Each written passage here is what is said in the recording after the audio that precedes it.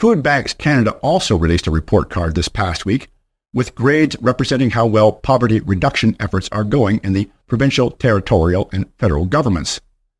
Provinces and territories are graded based upon how they compare with each other on experiences of poverty, measurements of poverty, standard of living, and government progress on passing anti-poverty legislation.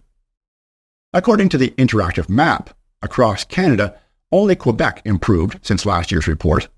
Most provinces scored a D or D-, with many of them dropping since last year's dismal performance. While Quebec improved from a C+ to a B-, Nova Scotia dropped from 2023's D- to become the only province scoring an F. Our country overall is also performing dismally in quality of life.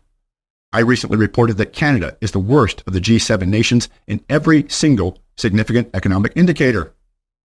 A new report from Numbeo, the world's largest cost of living database, shows that since Trudeau took office in 2015, Canada has fallen 24 places on the World Quality of Life Index, going from 9th place to 33rd.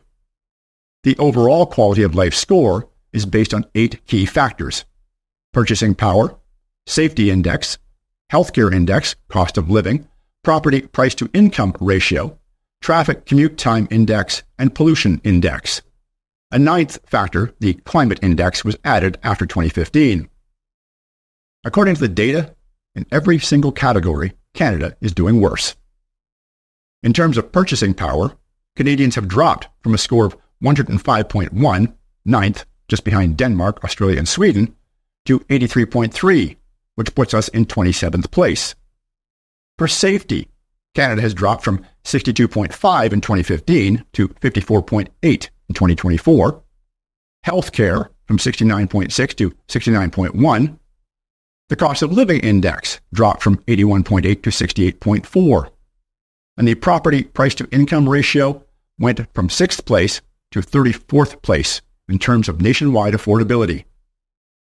Even in terms of the pollution index, which is the only score besides property price-to-income we would want to see go down, Canada, despite Trudeau's carbon tax and ruinous energy policies, rose from 27.3 in 2015, or 8th place, to 30.2 in 2024, putting Canada in 17th place.